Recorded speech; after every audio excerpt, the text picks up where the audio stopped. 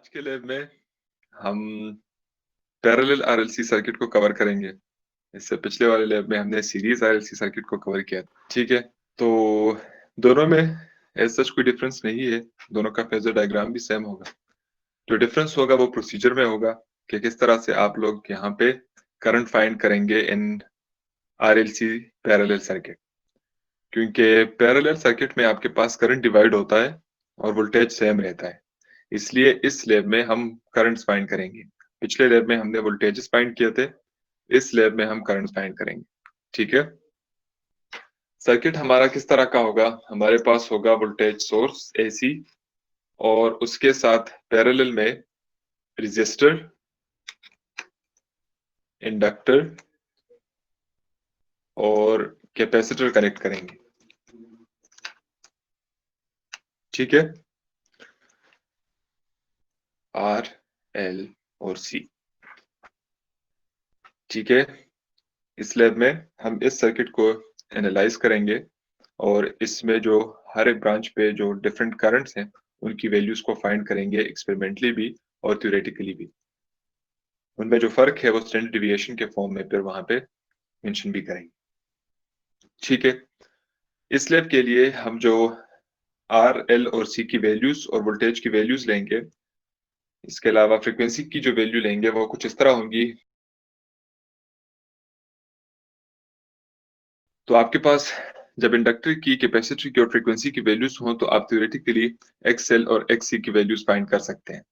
ठीक है, जिस तरह हमने पिछले लैब में फाइंड किए थे बिल्कुल उसी तरह यहाँ भी आप लोग सबसे पहले इंडक्टिव रिएक्टेंस और कैपेसिटिव रिएक्टेंस की वैल्यूज को फाइंड कर ले। तो इंडक्टिव रिएक्टेंस का फार्मूला है X L equals to 2 pi F L which is equal to 2 pi multiply by frequency हमने ली है 10 किलो, तो ये हो जाएगा 10 मल्टीप्लाई बाय 10 पावर 3।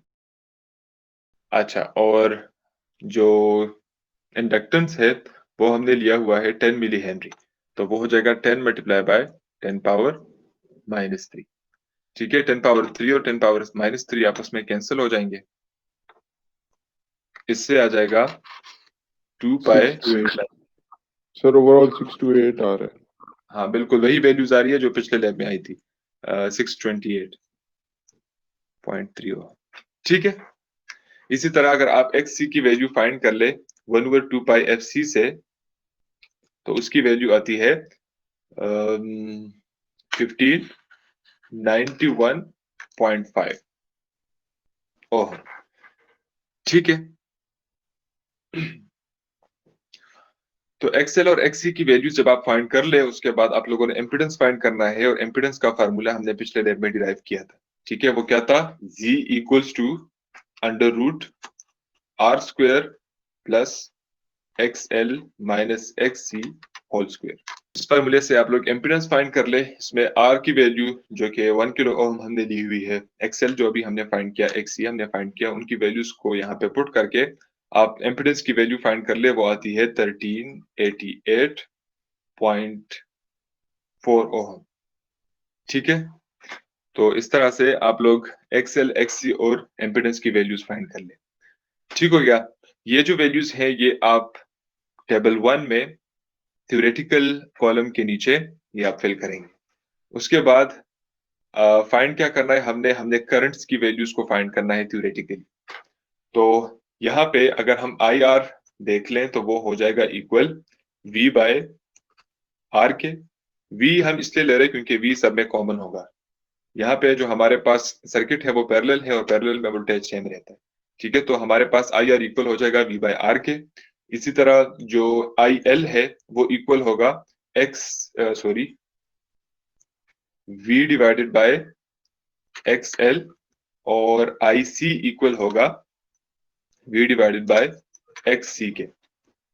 ठीक है, अब हमारे पास वोल्टेज भी हमें पता है कितना है, 10 वोल्ट पीक टू पीक हम यूज कर रहे हैं, जो कि तीनों ब्रांचेस में सेम रहेगा। इसी तरह हमें आर की वैल्यू भी मालूम है, हमने एक्स एल और एक्स सी की वैल्यूज भी फाइंड कर दी। तो इन वैल्यूज के हेल्प से हम क्या कर सकते हैं? हम जो आई आर, आई सी और आई एल की वैल्यूज है वो फाइंड कर सकते हैं। तो आई आर हमारे पास इक्वल हो जाएगा 10 वोल्ट डिवाइडेड बाय जो वो है रेजिस्टेंस है वो कितना है 1 किलो का, तो वो हो जाएगा 1 मल्टीप्लाई बाय 10⁻3। तो इससे आ जाएगा 0.01 which is equal to 10 milli ampere. ठीक है, इसी तरह IL की वैल्यू हो जाएगी, IL जो है उसकी वैल्यू हो जाएगी 10 डिवाइडेड बाय XL की वैल्यू, XL था 628.3। ठीक है, तो इसको जब आप कर ले कैलकुलेशन तो इससे आ जाएगा 15.92 मिली एम्पेयर। ठीक है, इसी तरह IC की वैल्यू भी फाइंड कर ले। IC इक्वल हो जाएगा 10 डिवाइडेड बाय 1591.5 ओहम था, तो इससे आ जाएगा हमारे पास 6.28 मिली एम्पेयर।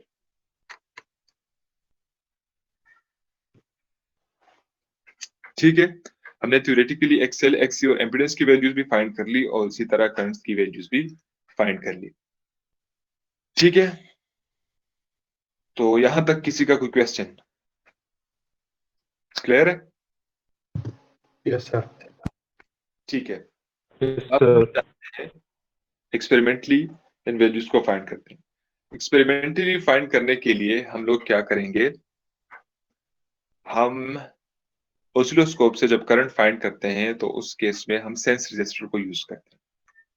ठीक है, सेंस रेजिस्टेंस के थ्रू हम पैरेलल सर्किट में किसी भी कंपोनेंट से, किसी भी डिवाइस से हम करंट फाइंड कर सकते हैं। आप लोगों ने करना क्या होगा कि करंट फाइंड करने के लिए हर एक कंपोनेंट के साथ आप 10 ओहम का रेजिस्टर लगा ले। ठीक है, सीरीज में। ठीक हो गया, हमने रेजिस्टर R1 के साथ 10 ओहम का रेजिस्टर जो है वो सीरीज में लगा दिया है। इसी तरह जो इंडक्टर है उसके साथ भी 10 ओहम का रेजिस्टर जो है वो सीरीज में लगा दिया है। इसी तरह कैपेसिटर के साथ भी 10 ओहम का रेजिस्टर लगा दिया है। ठीक है, इससे क्या होगा, इससे ये होगा कि आप अगर R2 रेजिस्टर जो 10 ओहम है, R2, R3, R4 जो कि 10 ओहम के रेजिस्टर्स हैं, इनके अक्रॉस अगर आप करंट फाइंड कर ले तो वही करंट जो R1, L1 और C1 के अक्रॉस होगा वो सेम होगा इन 10 ओहम रेजिस्टर्स के वैल्यूज के। क्योंकि ये दोनों अब सीरीज में कनेक्टेड है तो यहाँ पे जो करंट होगा वो दोनों में सेम होगा। हमने ऑसिलोस्कोप के चैनल ए को R1 और R2 के बीच में लगा दिया, B को L1 और R3 के बीच में लगा दिया और C के प्रोब को हमने R4 और उसके बीच में लगा दिया, C1 के बीच में।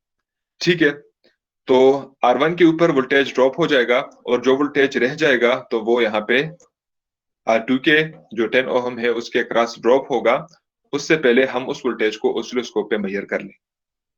ठीक है, तो जब हमें पता चल जाएगा कि 10 ओहम के रेजिस्टर के क्रॉस इतना वोल्टेज है और रेजिस्टेंस भी हमें मालूम है 10 ओहम है, तो हम ओहम लॉ को इस्तेमाल करते हुए यहाँ पे करंट की वैल्यू को फाइंड कर सकते हैं।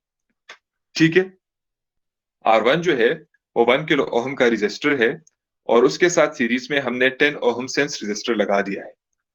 ठीक है, और हमने ऑसिलोस्कोप के चैनल ए को R1 और R2 के बीच में लगा दिया। अब वोल्टेज ड्रॉप हो जाएगा R1 के क्रॉस और R2 के अक्रॉस जो वोल्टेज ड्रॉप होना है वो हम फाइंड कर रहे हैं चैनल ए के थ्रू। ठीक है, चैनल ए के थ्रू हम R2 के अक्रॉस यानी 10 ओहम सेंस रेजिस्टर के अक्रॉस जो करंट है वो फाइंड कर रहे हैं, वोल्टेज है वो फाइंड कर रहे हैं। हमें वहां पे वोल्टेज भी मिल जाएगा R2 के अक्रॉस जो 10 ओहम है और हमें यहाँ पे रेजिस्टेंस का भी पता है 10 ओहम है, तो हम ओहम्स लॉ को इस्तेमाल करेंगे और करंट की वैल्यू को ऑसिलोस्कोप की मदद से फाइंड कर लेंगे। ठीक है, समझ आ गई कि नहीं किस तरह से आप लोगों ने ऑसिलोस्कोप के थ्रू करंट फाइंड करना है? यस सर, क्लियर है। ठीक है, और अगर हम R1 के अक्रॉस रेजिस्टर R2 के बगैर वोल्टेज की बात करें तो वो हमें ऑलरेडी पता है, वो 10 वोल्ट पीक टू पीक है। क्योंकि हम इनपुट दे रहे हैं 10 वोल्ट पीक टू पीक, तो तीनों में अगर रेजिस्टर R2, R3, R4 को हम बीच में से हटा भी दे तो हमें पता है कि इन तीनों के अक्रॉस वही वोल्टेज है जो सोर्स से उनको मिल रहा है। ठीक है, R2 को सीरीज में इसलिए लगा रहे हैं ताकि हम करंट को फाइंड कर सके। क्योंकि ऑसिलोस्कोप में हमारे पास ऐसा कोई फीचर नहीं है जिससे हम करंट फाइंड कर सके। अगर हम लैब में होते तो हम फिर भी ऑसिलोस्कोप से, यहाँ पे प्रोटियस में बहुत सारी ऐसी चीजें हैं जिससे हम करंट फाइंड कर सकते हैं। हम जो है प्रोटियस के प्लॉट्स को यूज करते हुए भी करंट फाइंड कर सकते हैं, एमीटर लगा के भी कर सकते हैं, ठीक है। लेकिन हम उन मेथड्स को यूज नहीं कर रहे क्योंकि हम, हमारे मैनुअल में जो प्रोसीजर गिवन है उसमें सेंस रजिस्टर के थ्रू करंट फाइंड करना है ऑसिलोस्कोप की मदद से, इसलिए हम उसी मेथड को फॉलो कर रहे हैं, ठीक है। तो हमने R1 के साथ R2 सीरीज में लगा लिया ताकि हम इस ब्रांच का करंट फाइंड कर सके। क्लियर है? Yes, sir. अच्छा, तो हम इस सर्किट को रन करते हैं।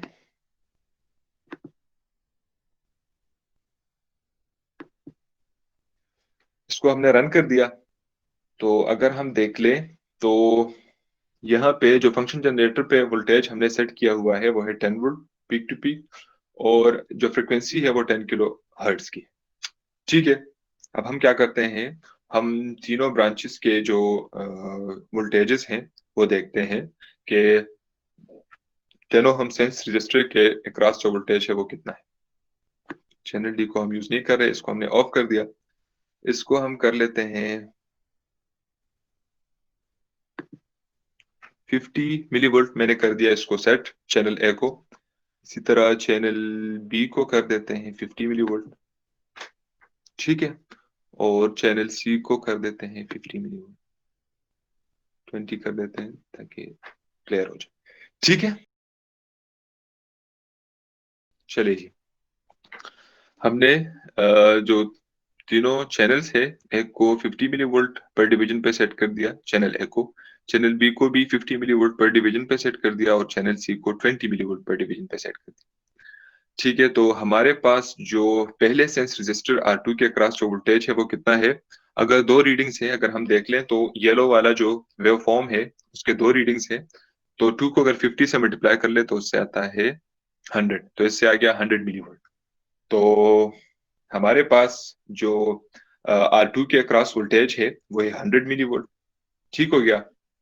इसी तरह अगर हम दूसरे सेंस रजिस्टर की बात करें R3 की, तो उसके अक्रॉस जो वोल्टेज है वो कितना है, रीडिंग्स है 3, और जो बी है वो भी 50 मिलीवोल्ट पर डिवीजन है, तो 50 मल्टीप्लाई बाय 3 इज 150, तो यहाँ पे जो वोल्टेज हुआ वो 150 मिलीवोल्ट का हो गया, ठीक है। चैनल बी पे जो वोल्टेज है वो 150 मिलीवोल्ट का है।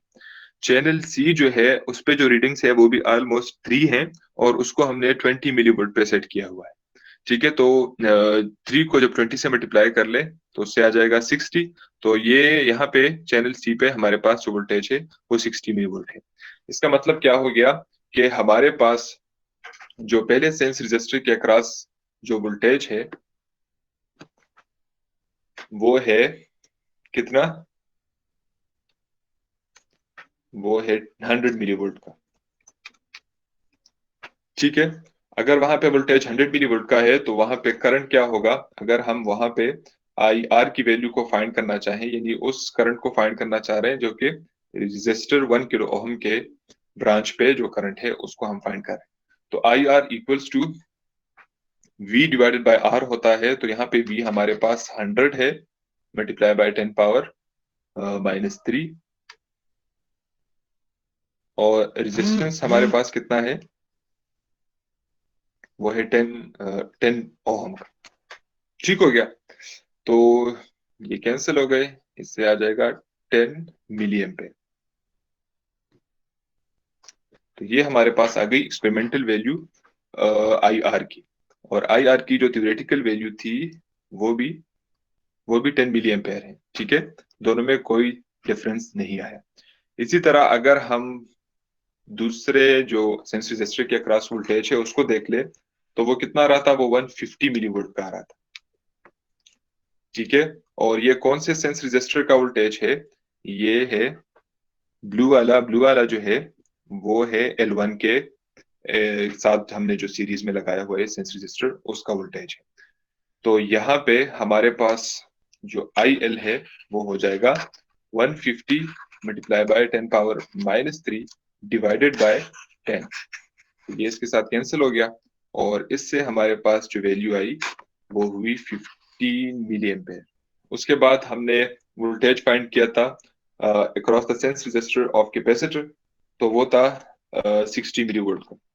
ठीक है, तो यहाँ पे हमारे पास जो IC है वो इक्वल हो जाएगा किस चीज के, 60 multiply by 10 power -3 divided by 10, तो इससे आ जाएगा 6 मिली एम्पेयर। चले, तो यहाँ पे हमने फाइंड कर दी IL, IC और IR की वैल्यूज एक्सपेरिमेंटली भी। तो IR की वैल्यू आ गई एक्सपेरिमेंटली 10 मिली एम्पेयर, और उसकी जो थ्योरेटिकल वैल्यू थी वो भी 10 मिली एम्पेयर थी। अच्छा, उसके बाद IL की जो वैल्यू थी थ्योरेटिकल वो 15.92 मिली एम्पेयर, और यहाँ पे हमने जो IL फाइंड किया है एक्सपेरिमेंटली उसकी वैल्यू है 15 मिली एम्पेयर। ठीक है, और उसके बाद हमने जो थ्योरेटिकल IC की वैल्यू फाइंड की थी वो थी 6.28 मिली एम्पेयर। यहाँ पे हमारे पास उसकी वैल्यू आ गई 6 मिली एम्पेयर। ठीक है, तो ये तीनों वैल्यूज जो हैं इसका आप स्टैंडर्ड डिविएशंस भी फाइंड करेंगे कि इन दोनों में जो परसेंटेज एरर है वो कितना है इन तीनों में। ठीक है, अच्छा, अब हमने IL और IC की करंट्स की वैल्यूज जो हैं वो एक्सपेरिमेंटली भी फाइंड कर दी, थ्योरेटिकल भी फाइंड कर दी, लेकिन हमने XL और XC और एम्पिडेंस की वैल्यूज को सिर्फ थ्योरेटिकली फाइंड किया है, अभी हमने उनको एक्सपेरिमेंटली फाइंड नहीं किया। ठीक है, अब उनको एक्सपेरिमेंटली फाइंड करने का तरीका क्या है, हमने तीनों ब्रांचेस पे करंट फाइंड कर दिए। जब हमारे पास तीनों ब्रांचेस पे करंट आ गए और हम 10 ओहम के जो सेंस रेजिस्टर्स है उनको इग्नोर कर दे, तो वहां पे हमारे पास हर ब्रांच में जो वोल्टेज होगा वो 10 वोल्ट पीक टू पीक होगा। अब यहाँ पे अगर हम XL की वैल्यू ओहम्स लॉ से फाइंड करेंगे तो वो हो जाएगा V डिवाइडेड बाय IL, और ये IL जो है ये एक्सपेरिमेंटल IL है। ठीक है, तो इससे आ जाएगा VL हमारे पास है 10 वोल्ट पीक टू पीक का, और IL हमने फाइंड किया अभी, उसकी वैल्यू आई 15 मिली एम्पेयर। ठीक है, तो यहाँ पे 15 मल्टीप्लाई बाय 10 पावर -3 हो जाएगा। अगर आप इसको कैलकुलेट कर ले तो आपके पास जो आंसर आता है वो आता है 10 power 4 divided by 15 which is equal to 666.67 ohm. ठीक है, इसी तरह VC को भी फाइंड कर सकते हैं। VC को फाइंड करने के लिए हम क्या कर लेंगे, सॉरी VC नहीं, XC इक्वल हो जाएगा VC डिवाइडेड बाय IC के इक्वल, और VC की वैल्यू है हमारे पास 10 और IC की वैल्यू है 6 मल्टीप्लाई बाय 10 पावर -3। तो इससे जो वैल्यू आती है वो आती है 1666.67 ओम। ठीक है,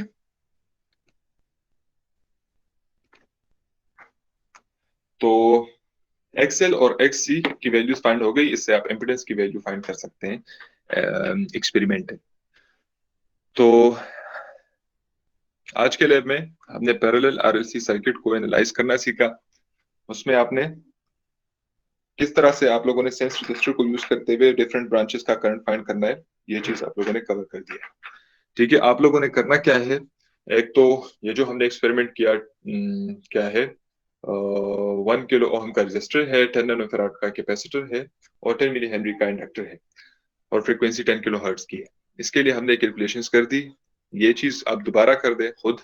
और उसके अलावा जो आखिरी स्टेप है मैनुअल में जो गिवन है उसमें यह लिखा है कि आप R, C और L की कोई भी वैल्यूज लेके एक्सपेरिमेंट को दोबारा परफॉर्म कर ले, और उसके लिए भी इसी प्रोसीजर को फॉलो करें और टेबल्स फिल कर ले। ठीक है, यहां तक कोई क्वेश्चन है तो पूछ ले। No sir.